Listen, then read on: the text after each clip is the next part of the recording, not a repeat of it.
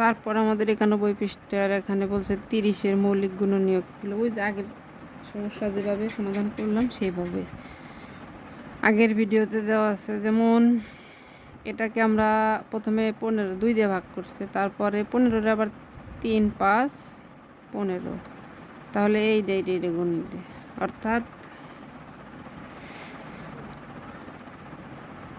2 গুণ 15 একটি গুণনীয়ক মৌলিক এবং একটি গুণনীয়ক যৌগিক।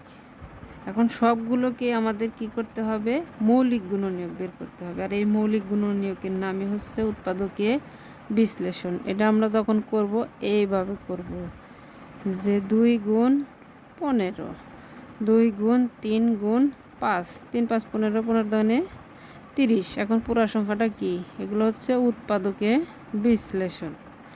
এখানে আর এদের আর কোনো যৌগিক গুণনীয়ক নেই, এদেরকে আর ভাগ করা যায় না, এগুলো মৌলিক সংখ্যায় মৌলিক গুণনীয়কে পরিণত হয়ে গেল। এখানে কি বলছে, যেহেতু এক মৌলিক সংখ্যা নয় তাই এক মৌলিক গুণনীয়ক হবে না। এই যে এখানে কিন্তু এক কোনো মৌলিক গুণনীয়ক নেই, মৌলিক গুণনীয়ক অবশ্যই মৌলিক সংখ্যা হবে। তাই 30-এর মৌলিক গুণনীয়ক হবে 2 3 5।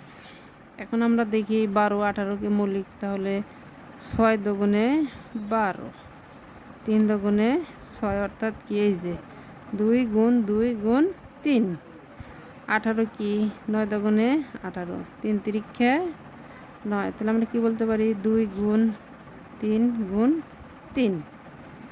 এখন আমাদের 6 নম্বরে বলছে 14 ও 25কে মৌলিক গুণনীয়কে বিশ্লেষণ করি। তাহলে আমরা কি বলবো, আগে এই যে 14কে কী করবো, 7 দুগুণে 14, আমাদের এটার কাজ কিন্তু শেষ। 25কে আমরা কি করব, 5 গুণ 5, 5 5 25, শেষ। এইভাবে আমরা শেষ করতে পারি।